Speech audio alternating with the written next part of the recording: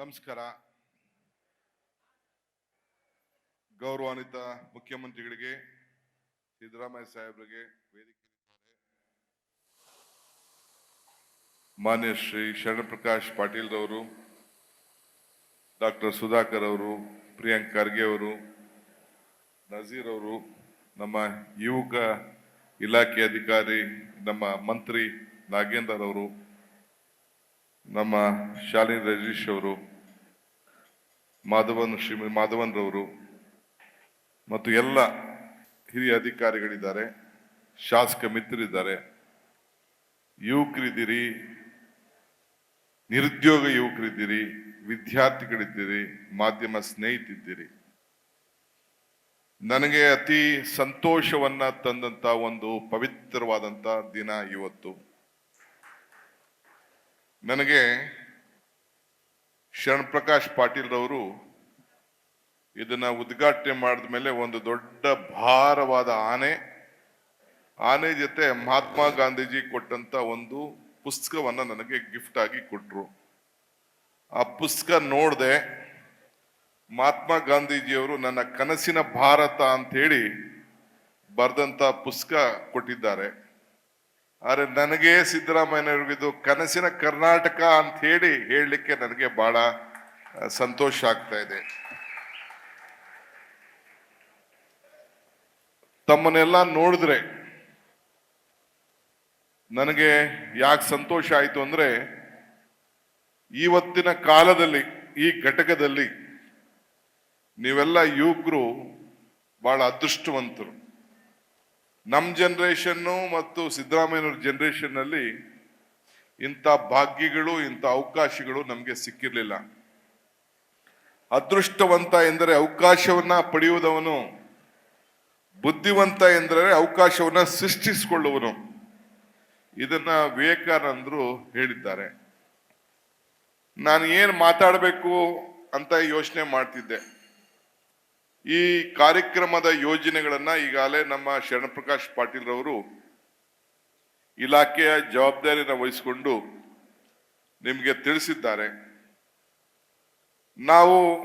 ನಾನು ಕಾಂಗ್ರೆಸ್ ಪಕ್ಷದ ಅಧ್ಯಕ್ಷನಾಗಿ ನೇಮಕ ಆದಾಗ ಜವಾಬ್ದಾರಿ ತೆಗೆದುಕೊಂಡಂತ ದಿನ ನಾನು ಆಡಿದಂತ ಮಾತು ನನಗೆ ನೆನಪು ಬರ್ತದೆ. ನಾನು ಒಂದು ಮಾತು ಹೇಳಿದ್ದೆ, ನಮ್ಮ ಸರ್ಕಾರ ಮುಂದಕ್ಕೆ ನಾವು ರೂಪಿಸ್ಬೇಕಾದ್ರೆ ಇಬ್ಬರ ಮೇಲೆ ವಿಶ್ವಾಸ ಇಡಬೇಕು. ಯಾರ ಮೇಲೆ ಅದಂದ್ರೆ, ಒಂದು ಮಹಿಳೆ ಮೇಲೆ, ಒಂದು ಯುವಕರ ಮೇಲೆ. ಇವರಿಬ್ಬರ ಮೇಲೆ ನಾವು ವಿಶ್ವಾಸ ಇಟ್ಟಾಗ ಎಲ್ಲ 5 ವರ್ಗಕ್ಕೆ ಸೇರಿದಂತ ಕೃಷಿಕ, ಕಾರ್ಮಿಕ, ಯುವಕ ಎಲ್ಲರೂ ಕೂಡ ಇದಕ್ಕೆ ಸೇರಿ ನಮಗೆ ಶಕ್ತಿ ತುಂಬುತ್ತದೆ ಅಂತ ಹೇಳಿ ಆವತ್ತಿನ ಕಾಲದಲ್ಲಿ ನಾನು ಭಾಷಣವನ್ನು ಮಾಡಿ ಅಧಿಕಾರದ ಜವಾಬ್ದಾರಿಯನ್ನ ತೆಗೆದುಕೊಂಡಿದ್ದೆ. ಇಲ್ಲಿ ಕೂತ್ಕೊಂಡಾಗ ನನ್ನ ತಲೆಗೆ ಏನೋ ಬರ್ತಾ ಇತ್ತು. ಏನ್ ಬರಿತಾ ಇದ್ದೀರಿ ಅಂತೇಳಿ ನಮ್ಮ ಪ್ರಿಯಾಂಕ್ ಖರ್ಗೆ ಅವರು ನನ್ನ ಕೇಳಿದ್ರು, ಏನೋ ಬರಿತಾ ಇದ್ದೀರಲ್ಲ ಅಂತ. ಆಗ ನನ್ನ ತಲೆಗೆ ಓಡ್ತಿದ್ದು, ಈಗ ತಾನೇ ಶಕ್ತಿ ಯೋಜನೆಗೆ ಸಂಬಂಧಪಟ್ಟಂತ ಬಸ್ಸನ್ನ ಚಾಲನೆ ಮಾಡಿಬಿಟ್ಟು ಬಂದು ಹೊಸ ಬಸ್ಸು 1000 ಬಸ್ಸು ಆಡ್ ಮಾಡ್ತಾ ಇದ್ದೀವಿ. ಆಗ ಏನ್ ಬಂತು ಅಂತ ಅಂದ್ರೆ, ಇಲ್ಲಿ ಕೂತ್ಕೊಂಡು ಬರೀತಾ ಇದೆ. ಅವ್ರು ಕೇಳ್ತಾ ಇದ್ದೀನ ಕವನ ಬರೀತಾ ಇದ್ದೀರಲ್ಲ ಅಂತ. ನನಗೇನ್ ನೆನಪಾಯ್ತು ಅಂದ್ರೆ, ಬರ್ದಿದ್ದೀನಿ ಇಲ್ಲಿ, ಕೊಟ್ಟ ಮಾತು ಉಳಿಸಿಕೊಂಡ ಕೈಗೆ ಶಕ್ತಿ ಬಂತು, 5 ಬೆರಳು ಸೇರಿ ಒಂದು ಮುಷ್ಟಿ ಆಯಿತು, 5 ಗ್ಯಾರಂಟಿ ಸೇರಿ ಕೈ ಗಟ್ಟಿ ಆಯಿತು, ಅರಳಿದಂತ ಕಮಲ ಇದನ್ನ ನೋಡಿ ಉದಿರಿ ಹೋಯಿತು.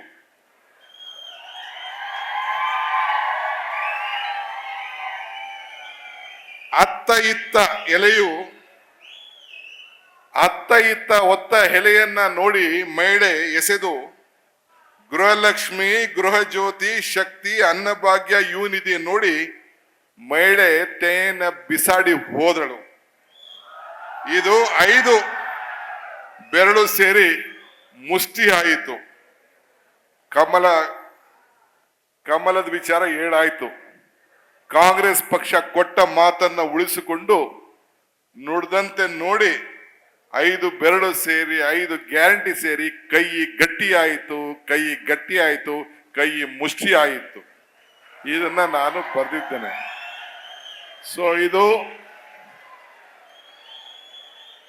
ನಮ್ಗೆಲ್ಲರೂ ಕೂಡ ಸಂತೋಷವನ್ನ ತಂದಂತ ದಿನ. ನಾನು ಯುವಕರು, ನೀವೆಲ್ಲ ಇಲ್ಲಿ ಸೇರ್ತೀರಿ, ಏನ್ ಹೇಳಲಿಕ್ಕೆ ಸಾಧ್ಯ ಯುವಕರಿಗೆ? ನಿಮ್ಮ ಬದುಕಿನಲ್ಲಿ ಒಂದು ಬದಲಾವಣೆಯನ್ನು ತರಬೇಕು.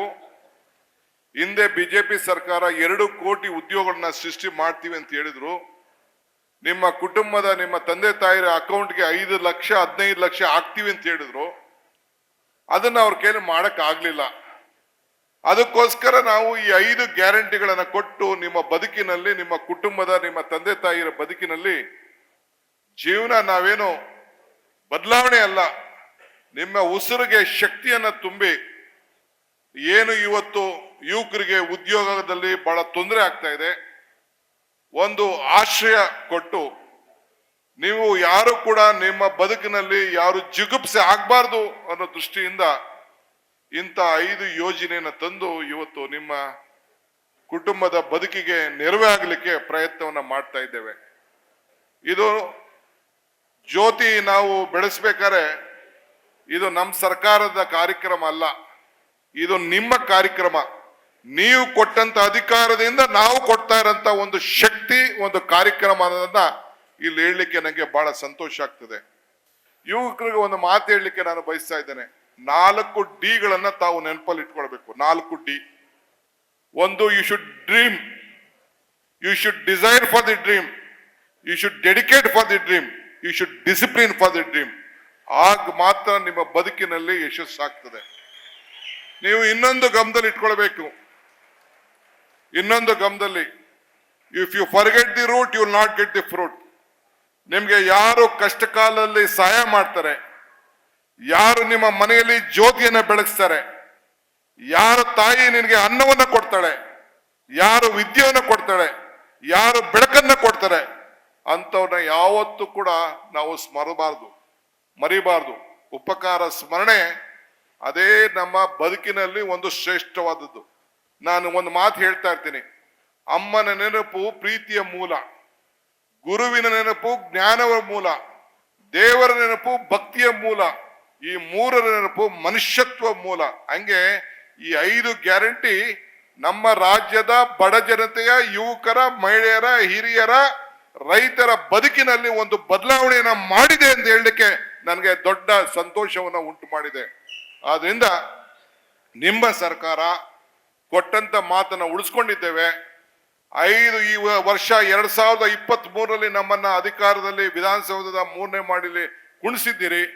ಆ ಅಧಿಕಾರದ ಋಣವನ್ನ ನಿಮಗೆ ತೀರಿಸಿ ಇವತ್ತು ನಾವು ನಿಮ್ಮ ಎಲ್ಲರ ಬದುಕಿನಲ್ಲಿ ಒಂದು ಶಕ್ತಿ, ಆತ್ಮಧೈರ್ಯ ತುಂಬುವಂತ ಕೆಲಸವನ್ನ ನಾವು ಮಾಡ್ತಾ ಇದ್ದೇವೆ.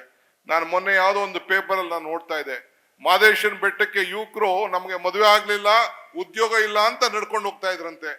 ಇವತ್ತು ನಾವು ಅದನ್ನ ತಪ್ಪಿಸ್ಬೇಕು, ಆತ್ಮಧೈರ್ಯವನ್ನ ತುಂಬಿಸ್ಬೇಕು ಅನ್ನೋ ದೃಷ್ಟಿಯಿಂದ ಇಂಥ ಒಂದು ಪವಿತ್ರವಾದಂತ 5 ಗ್ಯಾರಂಟಿಗಳನ್ನ ತಂದು ಇವತ್ತು ಜನರಿಗೆ ಅರ್ಪಿಸಿದ್ದೇವೆ, ಯುವಕರಿಗೆ ಅರ್ಪಿಸಿದ್ದೇವೆ, ತಾಯಿಯಂದಿರಿಗೆ ಅರ್ಪಿಸಿದ್ದೇವೆ, ಎಲ್ಲರೂ ಕೂಡ ಅರ್ಪಿಸಿದ್ದೇವೆ. ಆದ್ರಿಂದ ನಿಮ್ಮ ಆಶೀರ್ವಾದ ಯಾವಾಗಲೂ ಕೂಡ ನಿಮ್ಮ ಸರ್ಕಾರದ ಮೇಲೆ ಇರಲಿ ಅಂತೇಳಿ ಆಶಿಸಿ, ಈ ಜವಾಬ್ದಾರಿನ ವಹಿಸ್ಕೊಂಡಂತ ನಮ್ಮ ಶರಣ್ ಪ್ರಕಾಶ್ ಪಾಟೀಲ್ ರವರಿಗೆ, ಅವರೆಲ್ಲ ಅಧಿಕಾರಿಗಳಿಗೆ ಬಹಳ ಉತ್ತಮವಾಗಿ, ಪಾರದರ್ಶಕವಾಗಿ, ಯಾರು ಕೂಡ ಇದನ್ನ ದುರುಪಯೋಗವನ್ನ ಮಾಡ್ಕೊಳ್ಬಾರ್ದು. ಖಾಸಗಿ ಇರ್ಲಿ, ಸರ್ಕಾರ ಇರ್ಲಿ, ಎಲ್ಲೇ ಆಗ್ಲಿ, ಏನು ನಾವು ಮಾತು ಕೊಟ್ಟಿದ್ದೇವೆ ಆ ಮಾತನ್ನ ಉಳಿಸ್ಕೊಂಡು ಹೋಗ್ತೇವೆ. ಇದನ್ನ ನಡೆಸಬೇಕು, ಈ ಮುಷ್ಟಿಯನ್ನ ಕೈ ಬಲಪಡಿಸಬೇಕು ಅಂತೇಳಿ ತಮ್ಮಲ್ಲಿ ಮತ್ತೆ ಪ್ರಾರ್ಥಿಸಿ ನನ್ನ ಮಾತು ಮುಗಿಸ್ತೇನೆ. ನಮಸ್ಕಾರ. ನ್ಯೂಸ್ ಫಸ್ಟ್, ನಿರ್ಭೀತಿಯಿಂದ ನಿಮ್ಮ ಪರವಾಗಿ.